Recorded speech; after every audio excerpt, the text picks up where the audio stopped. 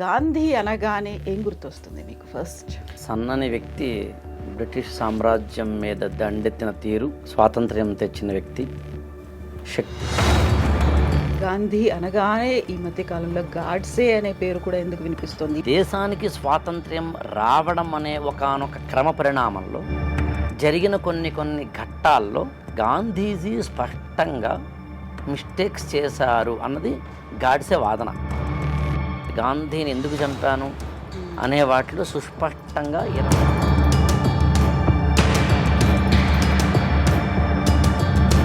అదే ఇప్పుడు చాలా కన్విన్సింగ్గా అనిపిస్తోంది.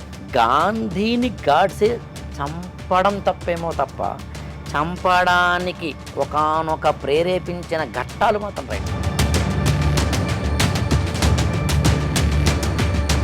కారణాలు ఏవైతే ఉన్నాయో హేతుకమే అనిపిస్తుంది సుస్పష్టంగా. గాంధీ కనుక తప్పు చేయకపోయి ఉంటే డివిజన్ అనేది జరగకపోయేది, పాకిస్తాన్ అనేది ఉండకపోయేది, భారతదేశంలోనే భాగస్వామ్యమయ్యేది. ఇప్పుడు జరుగుతున్నటువంటి కంటిన్యూస్గా అవుతున్నటువంటి కాన్సిక్వెన్సెస్ ఇవన్నీ చూసిన తర్వాత నిజమే కదా, జరగకుండా ఉంటే బాగుండేది కదా, విభజన అనేది లేకుండా ఉంటే బాగుండేది కదా. బట్ అలాంటి పరిస్థితులు అప్పుడున్నాయా? ముస్లింలకు సంబంధించిన ఖలీఫా యొక్క ప్రాధాన్యాన్ని బ్రిటిష్ గవర్నమెంట్ తగ్గిస్తోంది అనే దాన్ని ఆధారం చేసుకొని ఖిలాఫత్ మూమెంట్ని భారతదేశంలోకి తీసుకురావడం ద్వారా డైరెక్ట్గానో ఇండైరెక్ట్గానో గాంధీజీ కూడా నిలుస్తారు. దాంతో స్వాతంత్ర్య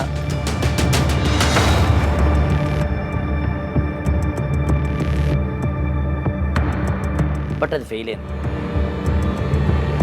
గాంధీకి పట్టు విడుపు తన సిద్ధాంతంలో లేకపోవడం ఇక్కడ జరిగిన నష్టం.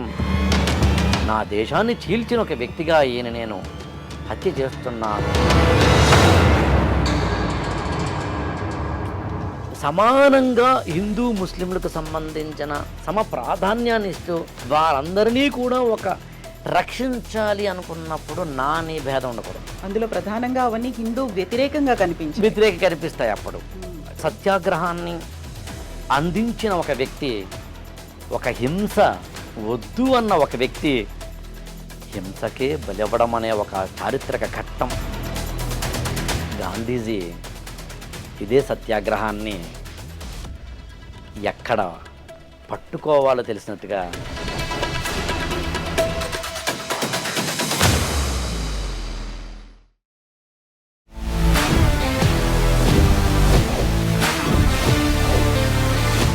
వెల్కమ్ టు ఐ డ్రీమ్ అవి ఇవి with Akella on Gandhi versus Godse.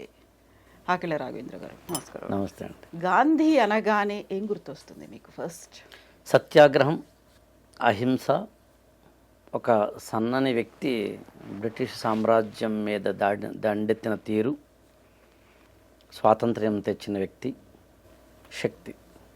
Gandhi అనగానే ఈ మధ్య కాలంలో గాడ్సే అనే పేరు కూడా ఎందుకు వినిపిస్తుంది ఇమ్మీడియట్గా?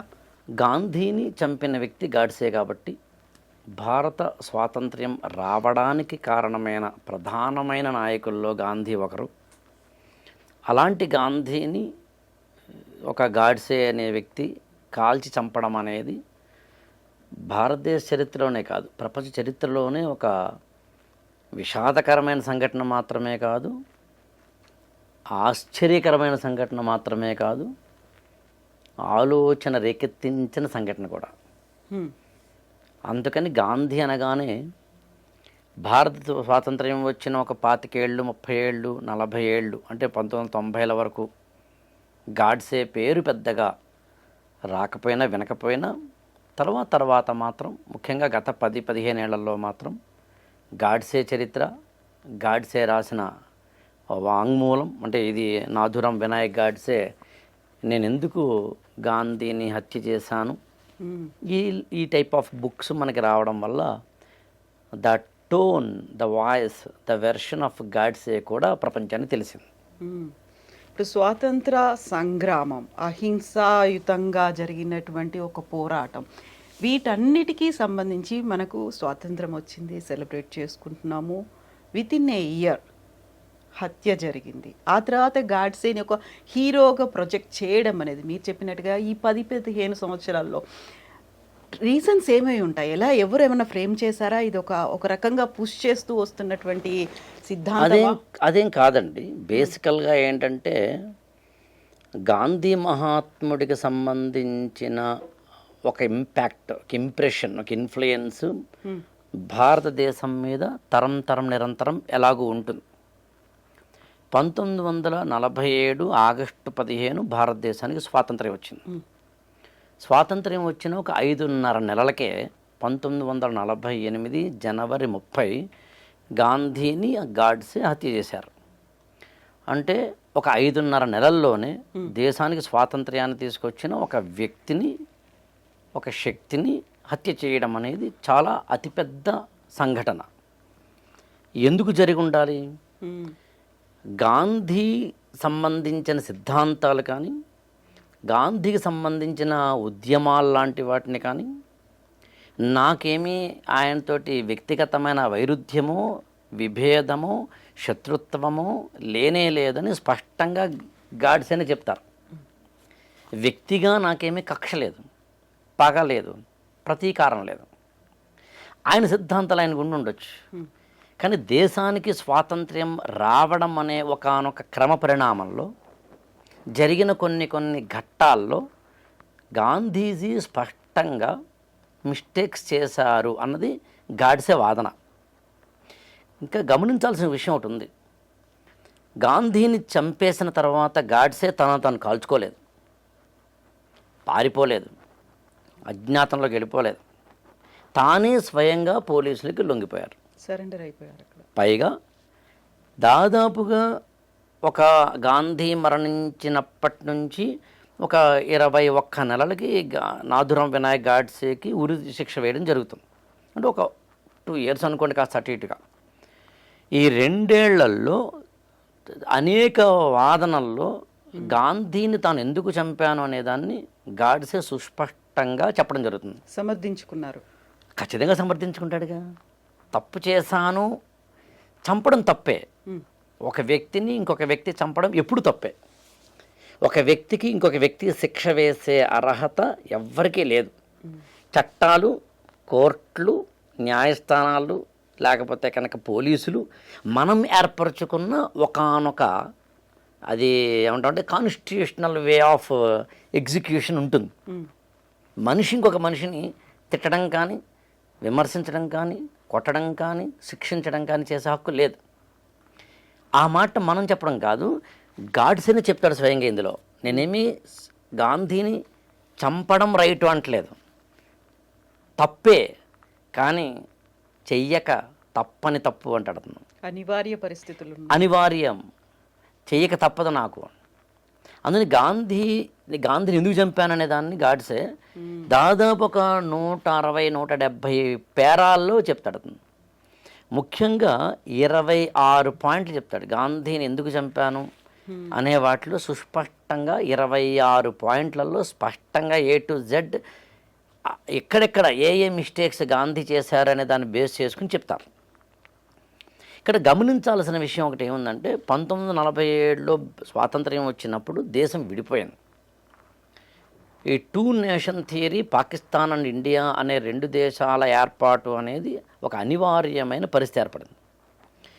ఇది నిజానికి ఈ దేశ విభజన అనేది మామూలుగా ఇవాళ 77 సంవత్సరాల తర్వాత మనకి పెద్దగా పెయిన్ఫుల్గా అనిపించకపోవచ్చు. 77 సంవత్సరాల కిందట అంటే 1947లో అప్పటి భారతీయుల అఖండ భారతదేశం మనది. ఈ పక్కన బంగ్లాదేశ్ మనది, ఆ పక్కన పాకిస్తాన్ మనది, మధ్యలో ఇవాళ మనం అనుకుంటున్న ఏదైతే భారతదేశం ఉందో ఇవంతా మనదే. ఈ అఖండ భారతదేశంతో ముడిపడిన జీవితాలు అవి. ఇప్పుడు ఒక్కసారిగా దేశం విడిపోయింది అన్నప్పుడు కాందిశీకులుగా, శరణార్థులుగా అటు పాకిస్తాన్ నుంచి ఇండియాకో, అంటే ఇవాళ ఇండియాకో, ఇండియా నుంచి పాకిస్తాన్కో, ఇక్కడ వాళ్ళు అక్కడికో, అక్కడ వాళ్ళు ఇక్కడికో వెళ్ళిపోవాల్సిన పరిస్థితి. పైగా దేశ విభజన అనేది మామూలుగా అయితే ఒక జాతిపరమైన అంశము, ఇంకొక అంశం అయితే కనుక బ్రాడర్ సెన్సిటివిటీ ఉంటుంది. సోషియాలజీలో బ్రాడర్ సెన్సిటివిటీ. అలా కాకుండా మతము అనే ఒక కోణం మీద ఆధారపడి విడిపోయింది. అదే ప్రాతిపదికన. మత ప్రాతిపదికన విడిపోవడం వల్ల వచ్చే ఇబ్బంది ఏముంటుందంటే చాలా సెన్సిటివిటీ ఎక్కువ ఉంటుంది. ఎప్పుడైతే సెన్సిటివిటీ ఎక్కువ ఉందో మత కల్లోలాలు జరిగినాయి, మత ఘర్షణలు జరిగినాయి, ఇక్కడ వారు అక్కడికి, అక్కడ వారు ఇక్కడికి వెళ్ళిపోవాల్సిన పరిస్థితి. అది బస్సుల్లో వెళ్ళిపోయిన వాళ్ళు ఉన్నారు, ట్రైన్స్లో వెళ్ళిపోయిన వాళ్ళు ఉన్నారు, బండ్లు కట్టుకుని వెళ్ళిపోయిన వాళ్ళు ఉన్నారు, మోసుకుంటూ వృద్ధుల్ని తీసుకెళ్ళిన వాళ్ళు ఉన్నారు. అయితే ఇడిసిపోతే నడిసి వెళతా అయ్యసారు అన్నట్టుగా మీరు వదిలేస్తే చాలు బస్సులు వద్దు, బండ్లు వద్దు, వెళ్ళిపోతాము అన్నవాళ్ళు ఉన్నారు. 10 లక్షల మంది చనిపోయారు ఒక్క ఆ ఇన్సిడెంట్లో. కొన్ని నెలల గ్యాప్లో 2 కోట్ల మంది కనీసం డిస్ప్లేస్ అవ్వాల్సిన పరిస్థితి, అంటే నిర్వాసితులైపోయి తమ ఇళ్ళు, తమ గూడు, తమ ఆఫీసులు, తమ ఉపాధి, తమ పిల్లల చదువులు, తమ మతాలు, తమ మత గ్రంథాలు, తమ మత విశ్వాసాలు, మత స్థలాలు, ప్రార్థనా ఆలయాలు, అది మస్జిద్ కావచ్చు, అది గుడి కావచ్చు, వీటన్నిటిని విడిపోయిన ఒకనొక పరిస్థితిని 1947 ఆగస్టు 15 నుంచి మనం చూసినప్పుడు నిజంగా అయితే కళ్ళలో నీళ్ళు వస్తాయి. అందులో మెజారిటీ సంసిద్ధంగా లేరు, ఎప్పుడు ఉండే అవకాశం లేదు, ప్రజలు ఎప్పుడు కూడా సంసిద్ధంగా ఉండే అవకాశం లేదు. ఎందుకంటే బ్రాడర్ అవుట్లుక్లో చూసినప్పుడు ప్రజలకి ఇవన్నీ సంబంధం ఉండదు. అందుకే అమాయకులు, నిరక్షరాస్యులు, అక్కడ ఉన్న సామాన్య ప్రజలకి ఎప్పుడు ఇబ్బంది అవుతుంది. మీకు ఈ ఇన్సిడెంట్స్ మీద ఆధారపడి చాలా పుస్తకాలు కూడా వచ్చినాయి. మీకు ఖుష్వంత్ సింగ్ అని ఆయన ట్రైన్ టు పాకిస్తాన్ ఒక నావెల్ రాశారు. అలాగే రావి పార్ అని ఒక కథల సంపుటి ఉంది, హిందీలో వచ్చింది, తర్వాత ఇంగ్లీష్లో ఒక ట్రాన్స్లేట్ అయ్యింది. గుల్జార్ అని ఆయన రాశారు. గుల్జార్ అంటే ఫేమస్ లిరిసిస్ట్. ఆ కథల సంపుటి టైటిలే రావి పార్. రావి పార్ అంటే రావి అనే నదిని దాటడం అని. మనకి బియాసు, సట్లజు, సింధు, రావి నదులు భారత పాకిస్తాన్ల మధ్యన ఉంటాయి. 5 నదులు. సింధు నది నాగరికత పుట్టింది అక్కడే. అప్పట్లో ఈ అంటే కాంతిసీకులుగా శరణార్థులుగా వెళ్ళిపోవడం అనేది ఒక్కసారి ఊహిస్తేనే కానీ మనకు అర్థం కాదు. యాక్చువల్గా రోజుకి లక్షల మంది, వేల మంది ఏం దొరికితే అది పట్టుకుని వెళ్ళిపోయే ఒకనొక పరిస్థితి ఉన్నప్పుడు రావిపార్ అనే కథానికలో రాస్తారు ఆయన. ఒక ఫ్యామిలీ, 2 పిల్లలు, వాళ్ళిద్దరు కూడా కవల పిల్లలు. అదే last train to reach India, ఇంకా తర్వాత ట్రైన్స్ లేవు, వీ హ్యావ్ టు గో. 2 పిల్లలతోటి తల్లి తండ్రి కిక్కిరిసిపోయిన రైలు బోగీల్లో, అంటే 100 మంది పడతారు ఒక బోగి అనుకుంటే దాదాపు ఒక 300-400 మంది పట్టేంత రైలు బోగీల్లో పైన కూర్చుని, కింద కూర్చుని, బాత్రూంలో కూడా కూర్చుని పట్టుకుని ఒకళ్ళ మీద ఒకళ్ళు పడిపోయి వెళుతున్న ఒకనొక సందర్భంలో, అది కూడా దాదాపు ఒక 2 రోజులు 3 రోజుల జర్నీ అది రైలు, అంతేకాని కేవలం ఏదో ఒక అరగంటో గంటో కాదు. ఒక కపుల్, ఒక దంపతుల వాళ్ళకి 2 కవల పిల్లలు ఉంటే అందులో ఒక అబ్బాయి ఈ జర్నీలో చనిపోతాడు. ఆ అబ్బాయికి ఒక 5 ఏళ్ళు 6 ఏళ్ళు ఉండుండొచ్చు. చనిపోతే ఇప్పుడు ఇంకా 2 రోజులు 1.5 డేనో జర్నీ ఉంటుంది కాబట్టి చుట్టుపక్కల వాళ్ళు, అమ్మ మీ అబ్బాయి చనిపోయాడు కాబట్టి బయటనే పాడేయండి, వేరే మార్గం లేదు, లేకపోతే కంపు వస్తుంది అంటే ఒప్పుకోదు తల్లి, తండ్రి కూడా ఒప్పుకోడు. ఎంత కాదనుకున్నా చూస్తూ చూస్తూ కన్న కొడుకుని అలా వదిలేసుకుని కదులుతున్న రైల్లోంచి కింద పడేయడం జరగదు. ఆమె వెక్కి వెక్కి ఏడుస్తూ రాత్రంతా ఏడుస్తూ ఒక అర్ధరాత్రి పూట ఎప్పుడు పడుకుంటుంది ఆమె తల్లి, తనకి గుర్తు తెలియనంతగా.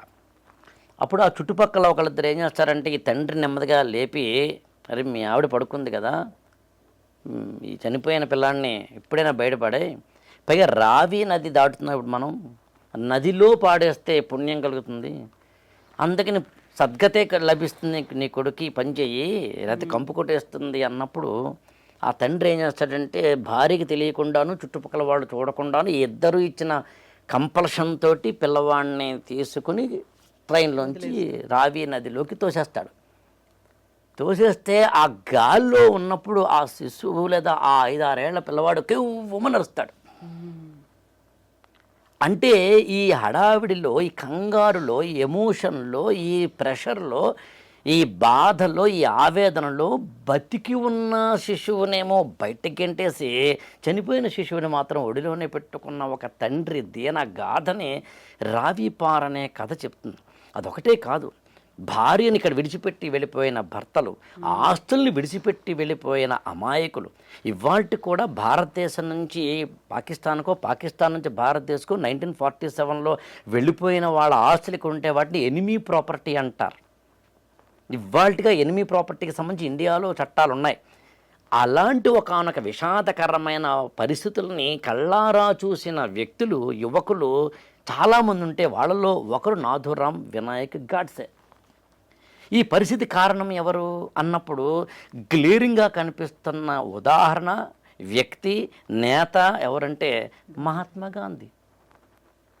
గాంధీ సత్యాగ్రహము, అహింస, లేకపోతే ఉపవాస దీక్ష, నిరాహార దీక్ష, మౌనవ్రతము అలాంటి అత్యున్నతమైన సిద్ధాంతాలని ప్రపంచ చరిత్రలోనే ఏ నాయకుడు తీసుకురాలేదు. మీకు అమెరికన్ విప్లవమైన, ఫ్రెంచ్ రెవల్యూషన్ అయినా, even Russian and Chinese revolution ఎక్కడ చూసినా హింసాత్మకతతోటి ఉంటుంది. సత్యాగ్రహము, ధర్మాగ్రహము, అహింస, ఉపవాస దీక్ష, మౌనవ్రతము, నిరాహార దీక్ష ఇలాంటి వాటితో ఉండవు. ఆ విషయంలో ఖచ్చితంగా గాంధీ ఇచ్చిన మార్గం చాలా గొప్పది. కానీ అదే సమయంలో గాంధీ తప్పులు చెయ్యలేదు అనడానికి కూడా మనం ముందుకు వెళ్ళడానికి లేదు. చరిత్ర చెప్తుంది సుస్పష్టంగా. విచిత్రం ఏంటంటే గాంధీ చనిపోవడానికి ఒక 1 వీక్ ముందు, అంటే జనవరి 22, 1948న టీజీ టెండూల్కర్ అనే ఒక రచయిత గాంధీ మీద 6-7 పుస్తకాల వాల్యూమ్లు మహాత్మా అనే పేరుతోటి రిలీజ్ చేస్తారు. అంటే అప్పటికి రాస్తారు ఆయన. అది స్వయంగా గాంధీ దగ్గరికి వెళ్ళి గాంధీజీకి చూపించి స్పెల్లింగ్ మిస్టేక్లతో సహా, ఐఫన్లతో సహా, ఫుల్ స్టాప్లతో సహా, కామాలతో సహా, కోలన్లు, సెమీకోలన్లతో సహా కరెక్షన్ చేయించుకుంటారు. అదొక ప్రాసెస్లో దాదాపు 1 year 2 years పాటు జరుగుతుంది. అది ఇండియన్ గవర్నమెంటే పబ్లిష్ చేసింది. సాక్షాత్తు జవహర్లాల్ నెహ్రూనే దాన్ని ఎండార్స్ చేశారు. గాంధీయే స్వయంగా క్రాస్ చెక్ చేసి బయటకు వచ్చిన పుస్తకాలు. అందులో కూడా గాంధీజీ చేసిన మిస్టేక్స్ మనకి స్పష్టంగా గ్లేరింగ్గా కనిపిస్తాయి. గాంధీజీ రాసిన సత్యంతో నా ప్రయోగాలనే ఆత్మకథలో కూడా కొంతవరకు కనిపిస్తాయి.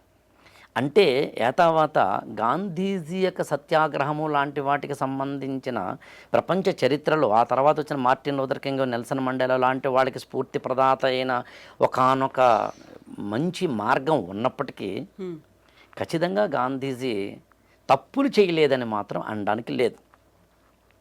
ఆ తప్పులు ఏం చేశారనే దాన్ని గాడ్సే కూడా సుస్పష్టంగా చెప్పడం జరిగింది. ఇందులో ఇంకొక విషయాన్ని స్పష్టంగా మనం అర్థం చేసుకోవాలి. అదేంటంటే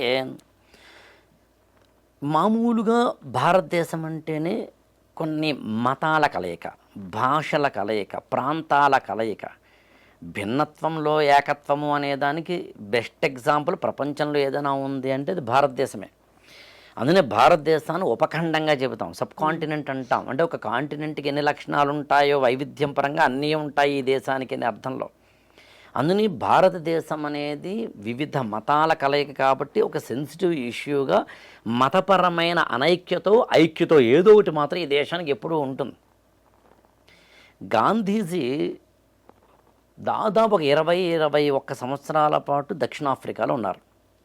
ఒక లాయర్గాను, బారిస్టర్గాను పనిచేశారు. అక్కడ ఆయన సత్యాగ్రహం లాంటి వాటికి సంబంధించిన సక్సెస్ని లేదా విజయాలను చవి చూసిన వ్యక్తే. ఆ తర్వాత ఇండియాకు వస్తారు ఆయన. 1915 జనవరి 9 ఆయన ఇండియాకు వచ్చారు. నేను జనవరి 9 అనే డేట్ కూడా ఎందుకు చెప్పానంటే ఇవాళకి భారత ప్రభుత్వము ప్రవాసీ భారత దివస్ అని జనవరి 9ని చేస్తుంది. అంటే వివిధ దేశాల్లో ఉన్న భారతీయులందరూ, ప్రవాస భారతీయులందరూ భారతదేశానికి చేస్తున్న కాంట్రిబ్యూషను, వాళ్ళు ఆయా దేశాల్లో స్థానికంగా చేస్తున్న కాంట్రిబ్యూషన్ని స్మరించుకుంటూ మనం ప్రవాసీ భారత దివస్ అని చేస్తాం. ఆ ప్రవాసీ భారత దివస్ని జనవరి 9ని ఎందుకు చేస్తామంటే ఆ రోజునే భారతదేశానికి 1915లో గాంధీ మహాత్ముడు వచ్చాడు కాబట్టి. ఒక ప్రవాస భారతీయుడై భారతదేశానికి తిరిగొచ్చి భారతదేశ స్వాతంత్ర్యాన్ని సాధించడానికి తన యొక్క అన్ని త్యాగాలను చేసి, మళ్ళీ ఈ పదం కూడా నాథురాం వినాయక్ గాడ్సేనే చెప్తారు తన వాంగ్మూలంలో. ఆయన చాలా కష్టాలు పడ్డారు, ఆయన చాలా తన యొక్క అంటే వ్యక్తిగతమైన వాటన్నిటిని వదులుకున్నారు, నేనే కాదంటం లేదు అనే అర్థం వచ్చేలాగా. సో అలాంటి గాంధీ మహాత్ముడు భారతదేశానికి వచ్చిన రోజు మనం ప్రవాసీ భారత దివసం చేస్తాం. ఇక్కడ చాలా విపులంగా మనం సుస్పష్టంగా ఒక 4-5 పాయింట్లు చెప్పుకోవాలి. అందులో ఒకటి ఏంటంటే 1915లో మహాత్మా గాంధీ భారతదేశానికి వచ్చే సమయానికి భారతదేశంలో స్వాతంత్ర్య పోరాటం ఉవ్వెత్తున జరుగుతోంది. అప్పటికే ఆయన దక్షిణాఫ్రికాలో ఒక విజయం సాధించిన నేత. అందుకని ఇండియా వచ్చిన తర్వాత భారత రాజకీయాల్లో స్వాతంత్ర ఉద్యమానికి సంబంధించి తన పాత్ర ఏమిటి, నేను ఏం చెయ్యాలి అనే కాంట్రిబ్యూషన్ ఏంటి అనే దాంట్లో గాంధీ మహాత్ముడు అనుకున్నప్పుడు గాంధీ సుస్పష్టంగా భారతదేశ రాజకీయాలలో అప్పటికి మనకి 3 లేయర్స్ ఉంటాయండి. Higher level and upper class, lower class, middle class. Jawaharlal Nehru కానీ, మోతీలాల్ నెహ్రూ కానీ, చిత్తరంజన్ దాస్ అంటే ఒక మనకి భారతదేశంలో 1885లో ఇండియన్ నేషనల్ కాంగ్రెస్ వచ్చే సమయానికి భారత రాజకీయాలకు సంబంధించి ఇప్పుడు మనం మాట్లాడుతున్న 1915 అనుకుంటే, అక్కడో 15 ఇక్కడో 15 ఒక 30 ఏళ్ళు అనుకుంటే, ఈ ఎవరైతే లీడర్లుగా మనం చెబుతామో వాళ్ళందరూ కూడా హయ్యర్ క్లాస్కి మాత్రమే, ఎడ్యుకేటెడ్ స్ట్రాటాకి మాత్రమే లిమిట్ అయిన వాళ్ళు. ఒక ఫిరోజ్ షా మెహతా కానీ, దాదాబాయి నౌరోజీ కానీ, బాలగంగాధర తిలక్ కానీ, గోపాలకృష్ణ గోఖలే కానీ. నేను ఈ 4 పేర్లు ఎందుకు చెప్పానంటే ఈ 4 పేర్లు ఈయన చెప్పారు కాబట్టి. నేను ఇవాళ తీసుకుంటున్న ఈ వాక్యాలన్నీ కాస్త అటు ఇటుగా ఇందులోంచి తీసుకుంటున్నవే.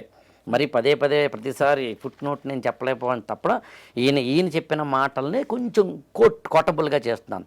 ఈ 4 నాయకుల్ని ఎందుకు గాడ్సే చెప్తారంటే, ఈ 4 అంటే ఇందాక నేను చెప్పిన ఫిరోజ్ షా మెహతా కావచ్చు, దాదాబాయి నౌరోజీ కావచ్చు, బాలగంగాధర తిలక్ కావచ్చు, అయితే గోపాలకృష్ణ గోఖలే కావచ్చు.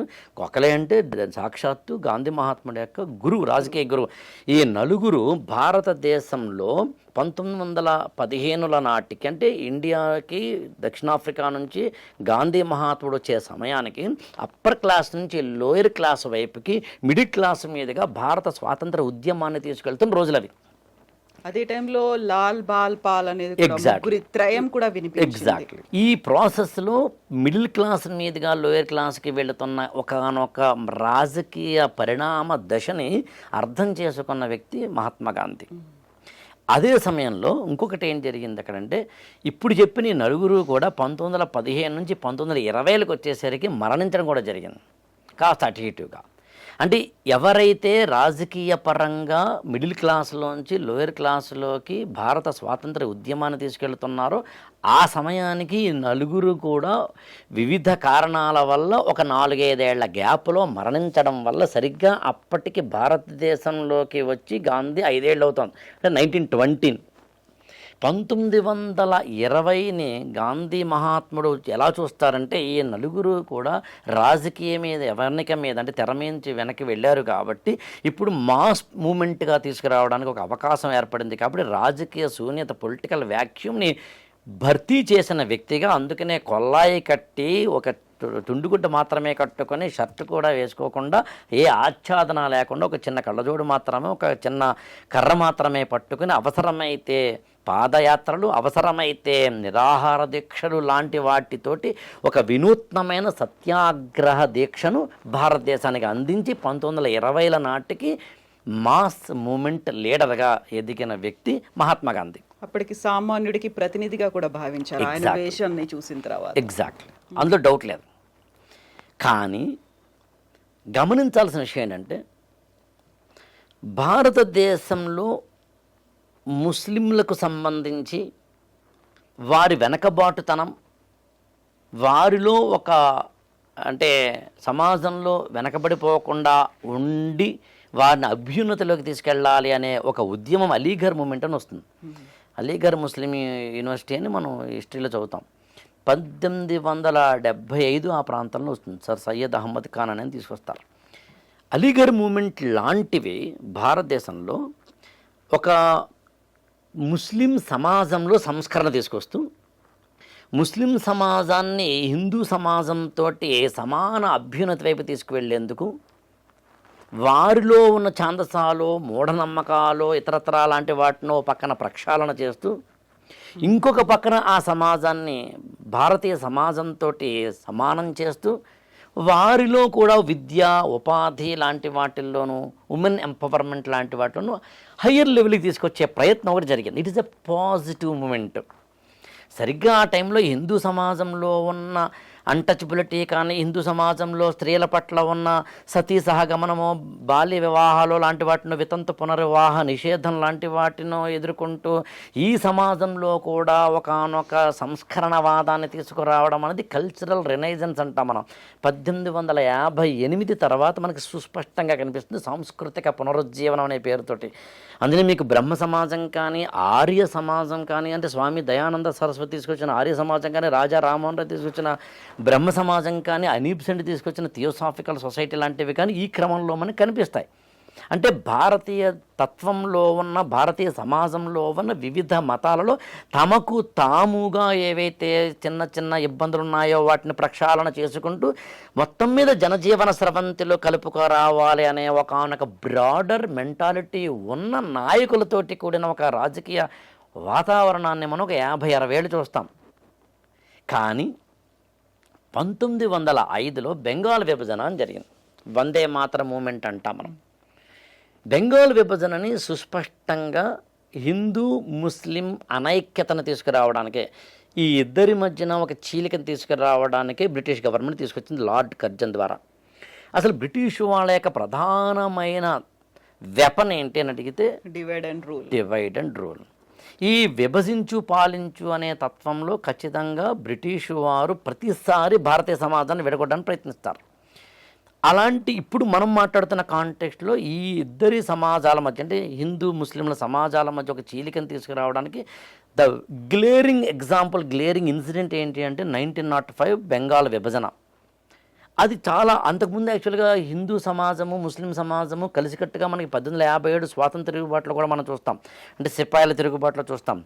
అంతెందుకు అష్ఫాకుల్లా ఖాన్ లాంటి ముస్లింలు, అంటే ముస్లిం యువకులు భారత స్వాతంత్ర సంగ్రామంలో పార్టిసిపేట్ చేయడాన్ని మనం చూస్తాం తర్వాత కానీ ముందు కానీ. బట్ ఓవరాల్గా 1905లో జరిగిన ఇది చాలా కీలకమైన. అందులో మీకు 1906లో ఆల్ ఇండియా ముస్లిం లీగ్ అని వస్తుంది. ఆల్ ఇండియా ముస్లిం లీగ్ అనేది ప్రధానంగా, అంతకుముందు అలీగర్ మూమెంట్కి ముస్లిం లీగ్కి ఉన్న తేడా ఏంటంటే మన సమాజంలో ఉన్న లోపాలను సవరించుకుంటూ ఇతర సమాజాలతోటి మనం కలిసి ఇతర సమాజాలు మనల్ని కనుక తక్కువ చేస్తుంటే ఆ పాజిటివ్ డిస్క్రిమినేషన్ అర్థం చేసుకుంటూ అప్లిఫ్ట్మెంట్ ఆఫ్ ద కమ్యూనిటీ అనేది ఎజెండా. అది కొంతకాలం అయ్యేసరికి మనకి ఆల్ ఇండియా ముస్లిం లీగ్ లాంటి వాటిలో ఎంత కాదనుకున్నా మనకి అనిపించేది ఏంటి అంటే ఒక రిలీజియస్ ఫెనటిజం, అంటే ఒక మత ఛాందసవాదంలోకి వెళ్ళడము అనేది జరుగుతుంది. అది ఫ్రంట్ ఎండ్లోకి వస్తుంది. 1906 ఆ ప్రాంతంలో ఆల్ ఇండియా ముస్లిం లీగ్ వస్తుంది. మనకి అలీ బ్రదర్స్, ఆ తర్వాత మహమ్మద్ అలీ జిన్నా ప్రధానంగా దాన్ని ముందుకు తీసుకెళ్ళిన వ్యక్తులుగా మనం చూస్తాం. సరిగ్గా ఇదే సమయంలో 1909లో మింటో మార్లే రిఫార్మ్స్ అని వస్తాయండి. చాలా సింపుల్గా చెప్పాలంటే భారతదేశంలో రాజ్యాంగపరమైన, రాజకీయపరమైన సంస్కరణలు తీసుకురావడంలో భాగంగా బ్రిటిష్ గవర్నమెంట్ ఏం చేస్తుంది అంటే సెపరేట్ ఎలక్టరేట్ అని ఒక పదం వాడతారు అక్కడ. సెపరేట్ ఎలక్టరేట్ అంటే అర్థం ఏంటంటే ముస్లిం ఓటర్లు తమ ముస్లిం రాజ్య ప్రతినిధిని పార్లమెంటుకో లేకపోతే కనుక అసెంబ్లీకో పంపించడం. అది నిజానికి సమాజాన్ని మొక్కలు చేయడం. అది 1909లో జరుగుతుంది. తర్వాత 1916లో హిందూ మహాసభ అని వస్తుంది. మదన్ మోహన్ మాలవీయ ప్రారంభిస్తారు. యాక్చువల్గా నాథురాం వినాయక్ గాడ్సే ఆ హిందూ మహాసభ ఆర్ఎస్ఎస్ కార్యకర్త. ఆయన అందరూ చాలా సుస్పష్టంగా ఇందులో చెప్తాడు, నేను కొంతకాలం ఆర్ఎస్ఎస్లో పనిచేసి హిందూ మహాసభలో పనిచేసిన వ్యక్తిని అని. అంటే 1915-20 నాటికి భారతదేశంలో హిందూ ముస్లిం యూనిటీ అనేది దెబ్బతింది. ఇది గమనించిన నేత గాంధీ. ఇప్పుడు గాంధీ ముందున్న ఆప్షన్ ఏంటంటే అతిపెద్ద సవాల్ కూడా ఏంటంటే నేను పోరాడాల్సింది బ్రిటిష్ వాళ్ళ మీద. బ్రిటిష్ వారి మీద నేను పోరాడాలి అంటే నా దేశంలో ఉన్న అందరూ నాతో కలిసి రావాలి. అన్ని కులాలు కలిసి రావాలి, అన్ని భాషలు కలిసి రావాలి, అన్ని మతాలు కలిసి రావాలి, అన్ని సంఘాలు కలిసి రావాలి, అన్ని ప్రాంతాలు కలిసి రావాలి, అన్ని వర్గాలు, వయోవర్గాలు, స్త్రీ పురుష భేదాలు అన్నీ అందరూ కలిసి రావాలి. కలిసి రావాలి అంటే నేను ముస్లింలను నా వైపు అట్రాక్ట్ చేయాలి. హిందూ ముస్లింల చీలికలతోటి ఈ దేశాన్ని విభజించి పాలించాలనుకుంటున్న బ్రిటిష్ వారికి నేను సమాధానం చెప్పాలి అంటే నేను కూడా ముస్లింలను చేరదీసుకోవాలి. చేరదీయాలి అంటే వారికి నేను ఎక్కువ బహుమానాలు ఇవ్వాలి. ఈ తప్పు కాదు. కానీ గాంధీ చేసిన అతిపెద్ద మిస్టేక్ ఏంటంటే వీరికి ఇవ్వకుండా వీరికి ఇవ్వడం తప్పు. ఎలా ఇస్తారు? 2, ఇవ్వడం కూడా ప్రభుత్వమైన నాయకులైన తాయిలాలని ఎంతవరకు ఇవ్వాలి, ఎంతవరకు ఇవ్వకూడదు విచక్షణ ఏంటి అని తెలుసుకోవాలి. ప్రతి ఒక్క వ్యక్తికి అతనికి ఏ అడ్వాంటేజ్ ఉంటుందో అదే డిసడ్వాంటేజ్ అవుతుంది. ఎవరికైనా అంతే.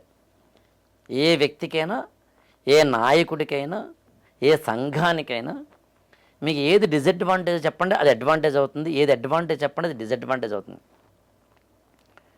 గాంధీకి బ్రిటిషు వారిని ఎదుర్కోవడానికి నేను ముస్లింలను చేరదీసినప్పుడు వారు నాతోటి కలిసి వస్తే అప్పుడు నేను హిందూ సమాజం ఎలాగూ నాతో ఉంటుంది, అప్పుడు ఇద్దరినీ కలిసి తీసుకువెళ్ళవచ్చు అనే ఒకనొక ఆలోచన.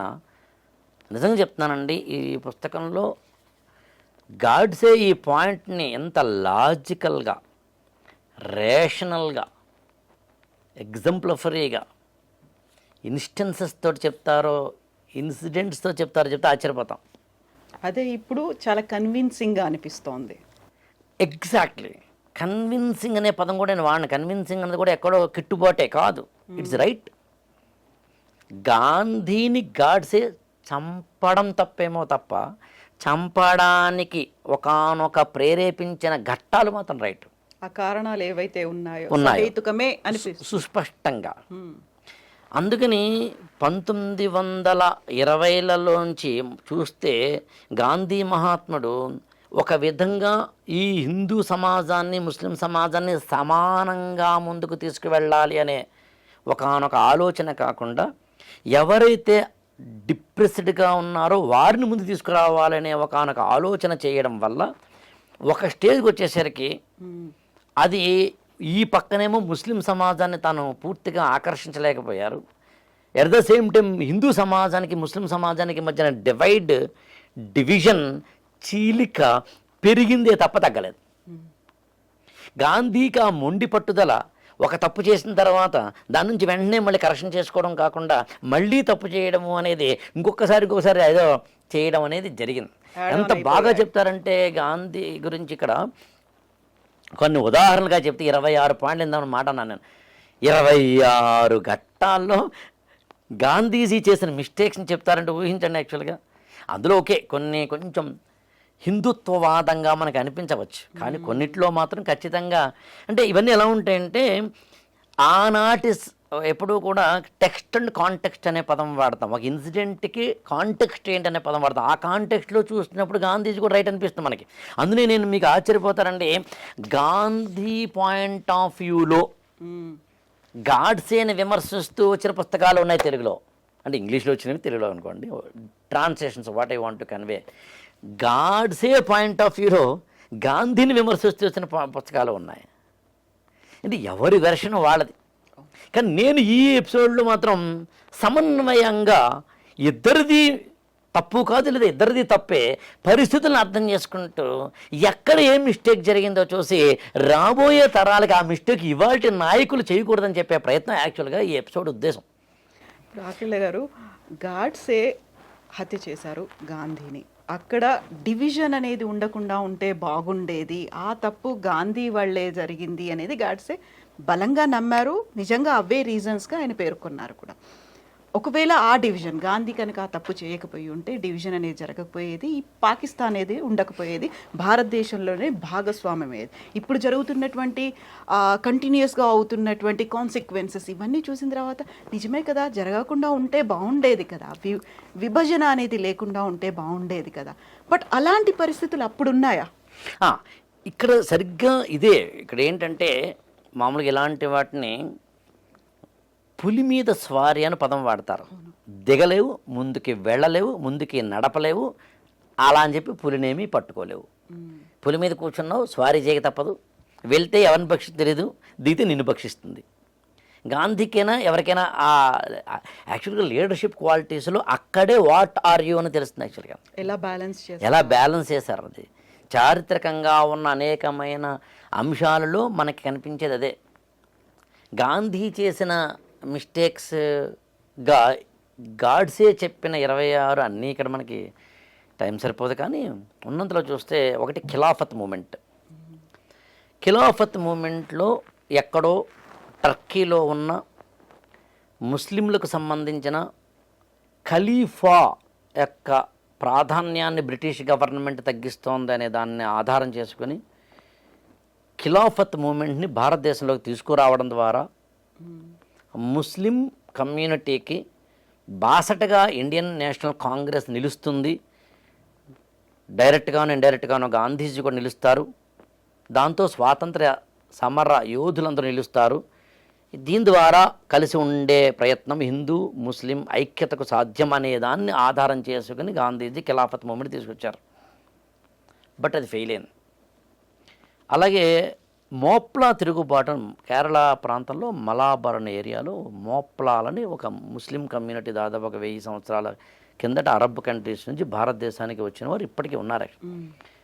వారు స్థానికంగా ఉన్న హిందువుల మీద దాడులు చేయడం లాంటివి చేసినప్పుడు గాంధీజీ ఏ స్టాండ్ తీసుకోవాలి అంటే బాధితుల స్టాండ్ తీసుకోలేదు. అలాగే ఆర్య సమాజం మీద దాడి చేయడం జరిగింది గాంధీజీ. ఆర్య సమాజం అనేది భారతదేశంలో సుస్పష్టంగా గో బ్యాక్ టు వేదాస్ అని స్వామి దయానంద సరస్వతి అనే ఆయన ఇచ్చిన ఒక స్లోగన్ తోటి భారతీయ సనాతన ధర్మాన్ని ప్రాణవాయువుగాను ఆత్మగాను కలిగి ఉన్న ఒక అత్యద్భుతమైన ఏమంటామంటే సంస్థ. ఎట్ ది సేమ్ టైం సంస్కరణలు కూడా తీసుకొచ్చి సత్యార్థ ప్రకాశిక అని మంచి బుక్. అలాంటి ఆయన రాస్తారు, స్వామి దయానంద సరస్వతి రాస్తారు. అలాంటి ఒకానొక సంస్థ మీద అది హిందూ తత్వంలోకి వెళుతోందన్న ఉద్దేశంతో దాని మీద నిషేధము దాడి చేయాలని ప్రయత్నించడం గాంధీజీ చేసిన ఒకటి. ఇవన్నీ గాడ్సే చెప్పిన తప్పుల గురించి ఇక్కడ మనం జడ్జింగ్ చేయట్లేదు, కానీ గాడ్సే చూసిన కళ్ళల్లోంచి ఉన్న తప్పులు యాక్చువల్గా. అలాగే మీకు వందే మాతరము అనే దాన్ని కూడా నిషేధించాలి అని, అంటే అన్ని చోట్ల కాదు, భారత జాతీయ కాంగ్రెస్ మీటింగ్లోను వాటిలోనూ వందే మాతరం పాడాల్సిన అవసరం లేదు అనే ఒకనొక అంశాన్ని వాదనని కూడా గాంధీజీ తీసుకురావడం జరుగుతుంది. ఇంకా ఏంటంటే సింధు రాష్ట్రం అని ముంబైకి పైన గుజరాత్ పైన ఉంటుంది, దాన్ని విడగొట్టడము విభజించడము అనే దాన్ని కూడా మద్దతు ఇచ్చిన వ్యక్తిగా మనకి గాంధీజీ కనిపిస్తారు. ఇంకా అత్యంత దారుణమైన విషయం అంటే హిందీ హిందుస్థానీ అని 2 భాషలు కనిపిస్తాయి మీకు. నార్త్ ఇండియాలో ఇటు మరాఠీ కానీ గుజరాతీ కానీ రాజస్థానీ కానీ బిహారీ అంటే కాశ్మీరీ కానీ హర్యానీ కానీ బిహారీ కానీ ఇటు ఒరియా కానీ బెంగాలీ కానీ నార్త్ ఇండియాలో లాంగ్వేజ్ ఉంటాయి. సంస్కృతము ప్రాకృతము పాడి పైశాచి మాగధి అర్ధమాగధి శౌరసేని ఇట్లాంటి భాషలు ఉంటాయి. ఈ భాషల్లో ఉర్దూ మనకి తెలుసును, హిందీ కూడా తెలుసును. ఉత్తర భారతదేశంలో ఎక్కువగా హిందీ భాషలు ఉంటారు. మధ్యయుగాల్లో అంటే 13-14 శతాబ్దాల ఆ ప్రాంతాల్లో ఈ ఉర్దూ అనేది ఒక ప్రధాన భాషగా అప్పుడు కనిపిస్తుంది. ఒకప్పుడు ఉర్దూ ఉంది. ఉర్దూ అనగానే మనకు గుర్తొచ్చేది ముస్లిం లేక భాషగా చూస్తాం. హిందీ అనేది సాధారణంగా హిందువుల భాషగా చూస్తాం. ఈ చిన్న లాజిక్ మనకు అర్థమైతే హిందీని కాదని జాతీయ భాషగానో అధికార భాషగానో ఇంకే ఉన్నతమైన భాషగానో హిందుస్థానీ అనే భాషను తీసుకురావాలి అని వాదించిన వ్యక్తిగా మనకి గాంధీజీ కనిపిస్తారు. దానివల్ల వచ్చే నష్టం ఏంటి అన్నప్పుడు ఒకటేమో హిందీకి సంబంధించినప్పటికే ఏ హిందీతో అయితే అనుబంధం కలిగిన వారు ఉన్నారో అదొకటి. అంతకన్నా ఇంపార్టెంట్ పాయింట్ ఏంటంటే హిందుస్థానీ అనేది నిజానికి ఉర్దూయే. దాన్ని కొంచెం సొఫిస్టికేట్గా మారితే హిందుస్థానీ అవుతుంది. అంటే హిందుస్థానీ అనే ఒక భాషని జాతీయ భాషగానో అధికార భాషగానో ఉన్నతమైన భాషగానో తీసుకురావాలని గాంధీజీ ఇచ్చిన వాదనలోంచి ఏం జరుగుతుందంటే అటు తిరిగి ఇటు తిరిగి ఉర్దూ ద్వారా ముస్లింలకు మళ్ళీ పెద్దపీట వేయడము లాంటివి జరుగుతాయి. ఇట్లా మీకు ఖిలాఫత్ మూమెంట్ కానీ, మోప్లా తిరుగుబాటు కానీ, ఆర్య సమాజం మీద కానీ, వందే మాతరం మీద కానీ, లేకపోతే కనుక అనేకమైన సందర్భాలు ఇందాక నుంచి మనం చూస్తున్న హిందీ, సింధు ఇలాంటి వాటిల్లో గాంధీ మహాత్ముడు దాదాపుగా ఒక 26 సందర్భాల్లో 1920 నుంచి 1948 ఈయన హత్య చేసేంత వరకు ఉన్న వాటిల్లో ఇవిగో ఇన్ని తప్పులు చేశాడు కాబట్టి, ఈ దేశం విడిపోవడానికి కారకుడయ్యాడు కాబట్టి, ఈ దేశానికి సంబంధించిన హిందూ ముస్లిం ఐక్యత సాధించే దిశగా కాకుండా విభజించి పాలించు అనే ఒక పావును ఎలాగైతే బ్రిటిష్ వారు వాడారో ఆ పావులో ఈయన కూడా చిక్కుకుని ఈ దేశాన్ని విడగొట్టాడు కాబట్టి, అఖండ భారతదేశాన్ని నేను ప్రేమిస్తున్నాను కాబట్టి నా దేశాన్ని చీల్చిన ఒక వ్యక్తిగా ఈయన నేను హత్య చేస్తున్నాను అన్నది గాడ్సే యొక్క వాదన. ఇక్కడ ఇంకొక విషయాన్ని కూడా చెప్పాలి మనం. అదేంటంటే క్షణిక ఆవేశంలో చేసింది కాదు గాడ్సే, ఉద్రేకంలో చేసి ఉండొచ్చు, ఆవేశంలో చేసి ఉండొచ్చు.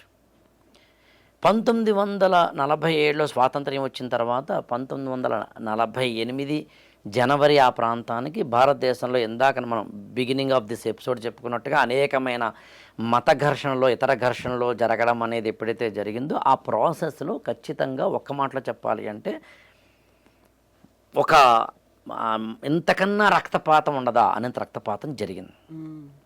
మరో పక్కన కాశ్మీర్ ఇష్యూలో పాకిస్తాన్ మన మీదకి యుద్ధాన్ని ప్రకటించింది, యుద్ధంకి వచ్చేసింది.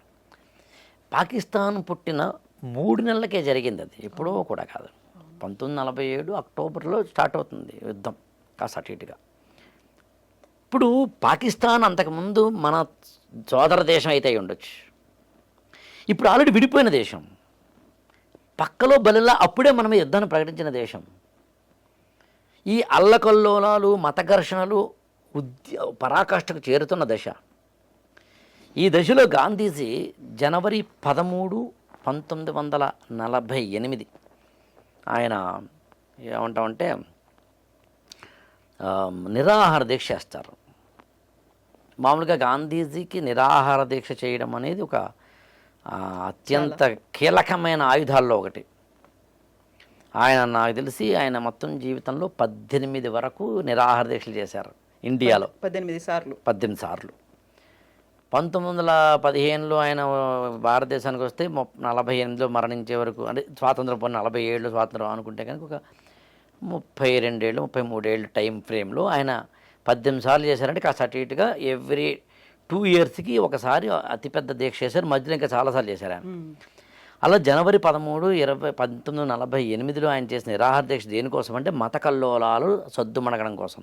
దాదాపు 100 మంది వరకు మత పెద్దలు, వివిధ రకాల మత పెద్దలు వచ్చి, ప్రతినిధులు వచ్చి గాంధీతో కూర్చుని మాట్లాడి ఆ నిరాహార దీక్షను విరమింప చేయడానికి ప్రయత్నిస్తారు. అది జరిగింది ఒక 5 రోజుల తర్వాత, అంటే జనవరి 18 నాటికి.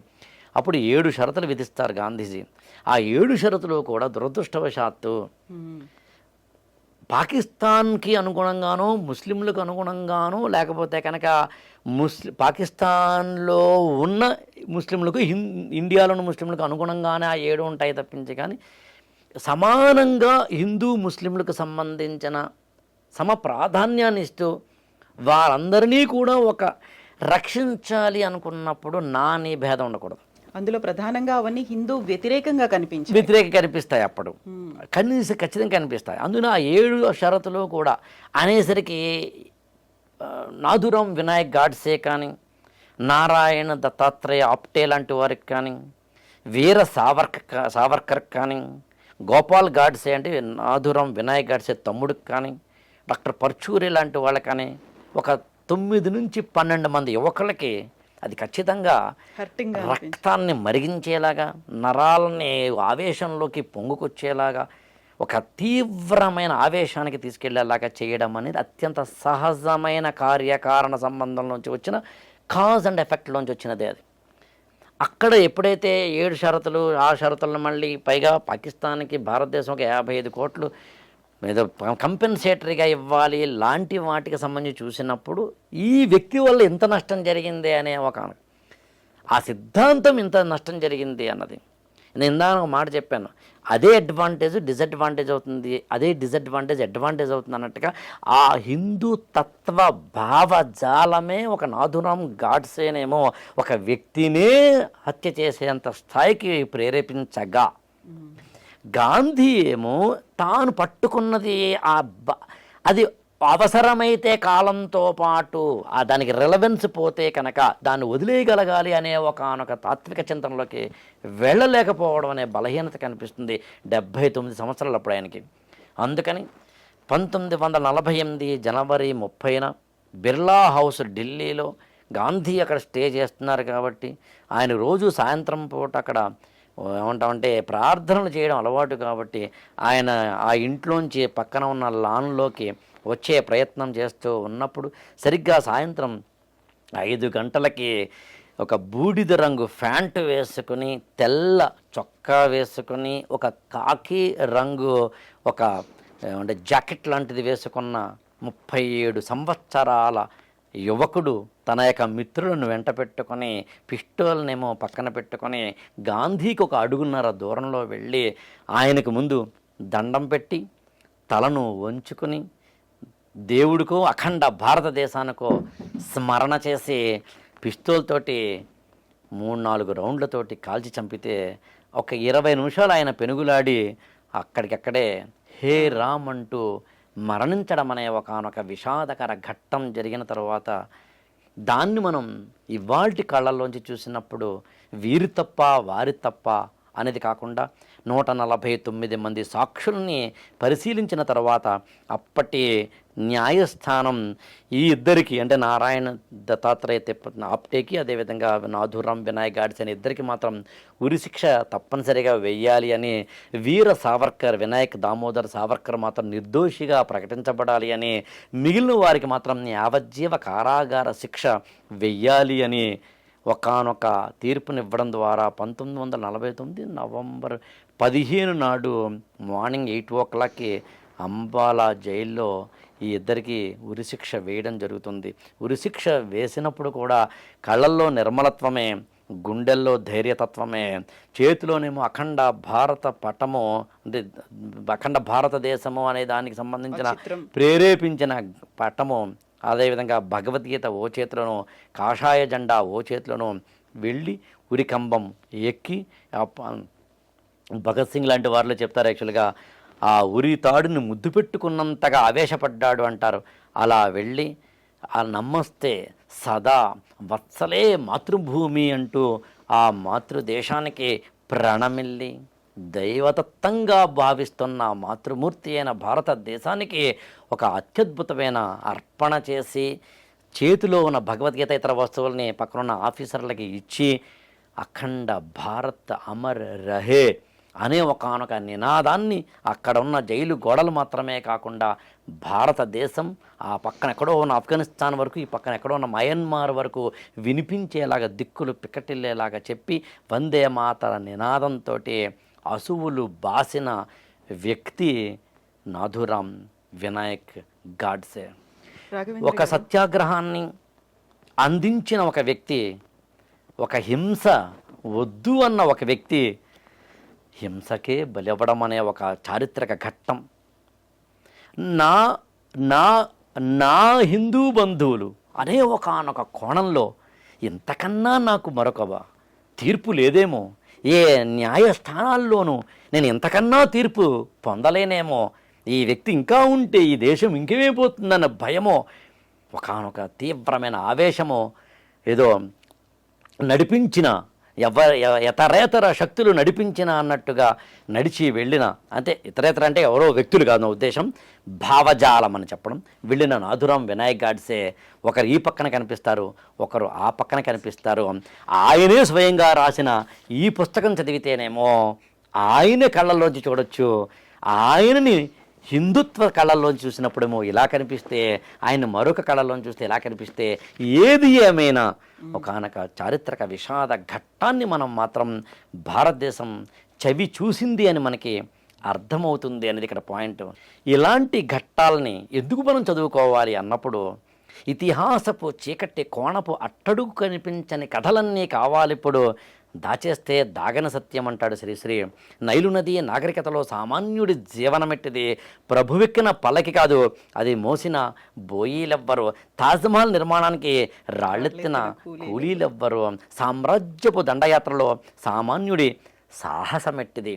అందుకని ఇలాంటి వాటిల్లో మనం చెప్పడం ఉద్దేశం ఏంటంటే, చరిత్రకు కనిపించని వాటిని ఎలా చూడాలి, ఇవాల్టి కోణంతో ఎలా చూడాలి, ఆనాటి సిట్యుయేషన్స్లోంచి ఎలా చూడాలి, ఇవాల్టి లీడర్లు, ఇవాల్టి నాయకులు ప్రజలను తరలించేటప్పుడు కావచ్చు, ప్రాజెక్టులు కట్టేటప్పుడు కావచ్చు, సమాజానికి కావలసిన నా నీ అనే తరతమ భేదము లేకుండా నాయకుడు కనుకుంటే ప్రజల గుండెల్లో ఉంటాడు. ఒకసారి రాజకీయ అధికారంలోకి వచ్చి రాజ్యాంగాధికారంలోకి వెళ్ళిన తర్వాత, అంటే ముఖ్యమంత్రి ప్రధానమంత్రి అయిన తర్వాత, నా వాళ్ళు అందరూ అనుకోగలిగిన ఒకానొక బ్రాడ్ మెంటాలిటీ ఉంటే గొప్ప లీడర్లు అవుతారు అనడానికి గాంధీజీ ఉదంతమే ఉదాహరణ.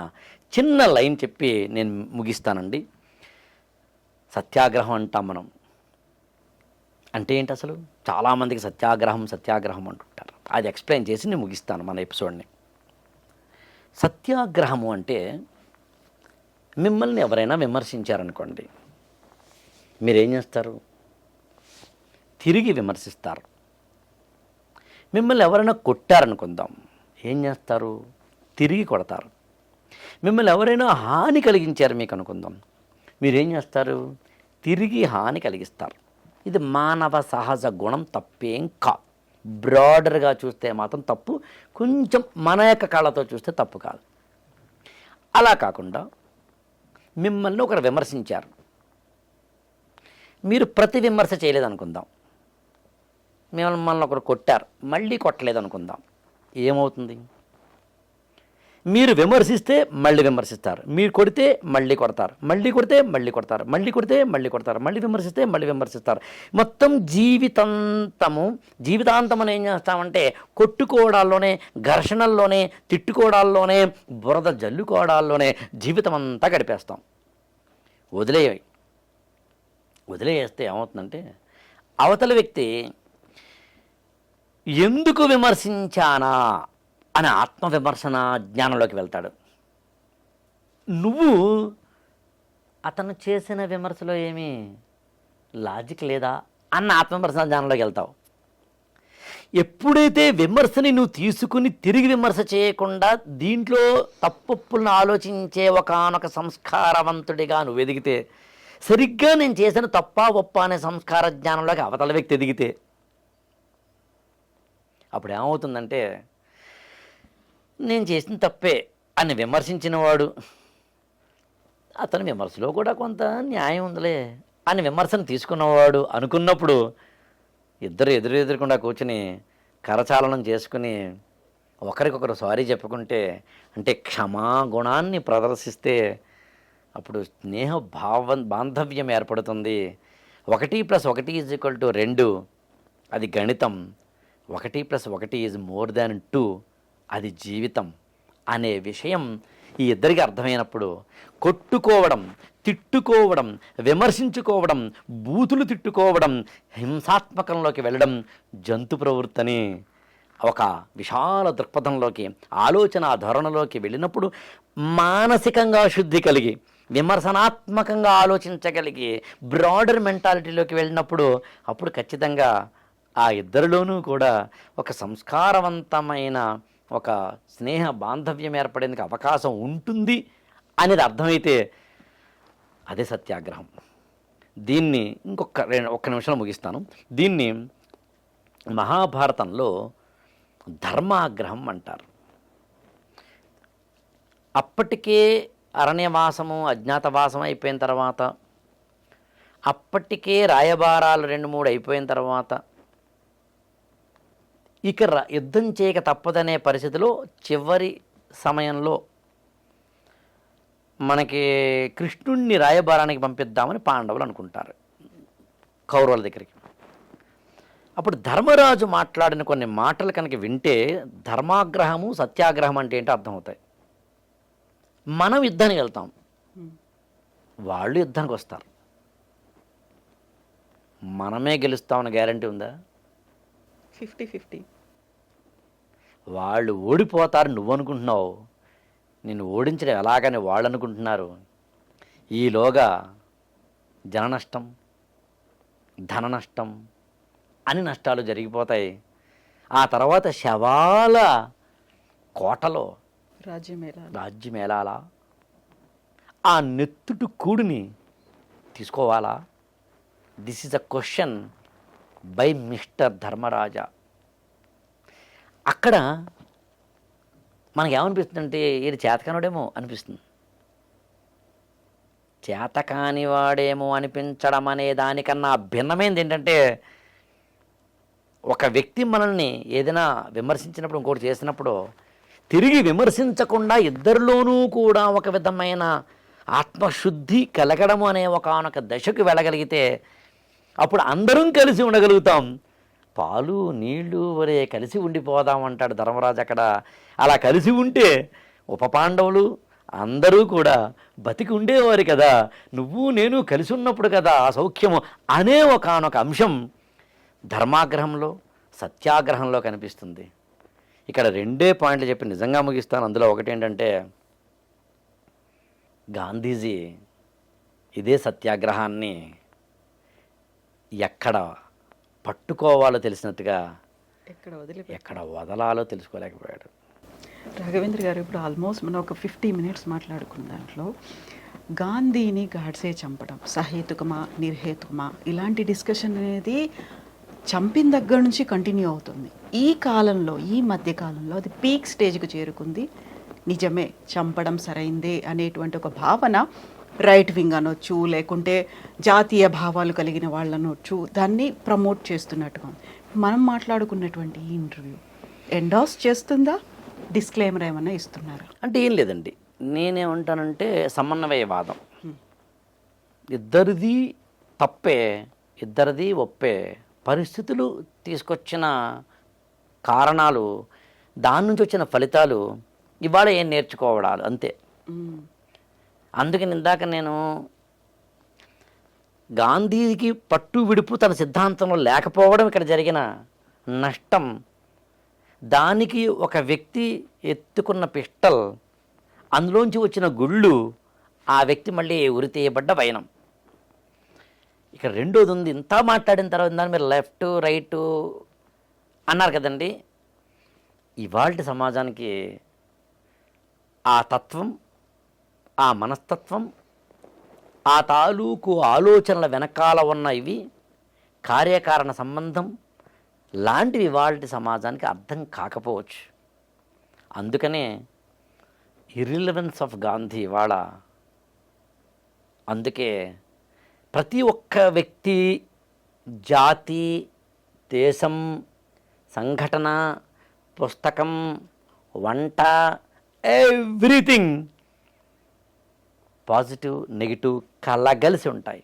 ఆ ప్రశ్నకు ఇదే సమాధానం అని కాదు. కన్యాశుల్కం నాటకంలో మంచివాళ్ళు చెడ్డవాళ్ళు వేరువేరుగా రాసులు పోసి ఉండరు అంటుంది. అలా ఇద్దరూ కలిపి మధురవాణి అంటుంది. ఒకటే చెడ్డ మంచి ఒకళ్ళనే ఉంటుంది అన్నది. సో అలా చూసినప్పుడు ఒకానొక సంఘటనల క్రమంలోంచి జరిగిన ఒకానొక విషాదభరితమైన ఘట్టంగా దాన్ని చూడాలి.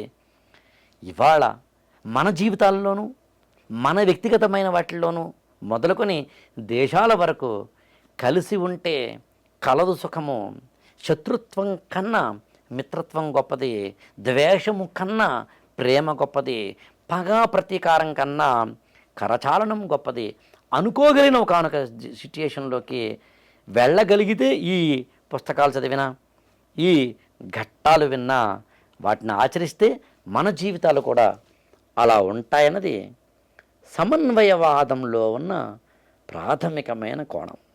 ఎస్, ఇది జరిగింది, యాజ్ ఇట్ ఈజ్గా రికార్డ్స్లో కూడా ఉంది, చరిత్ర.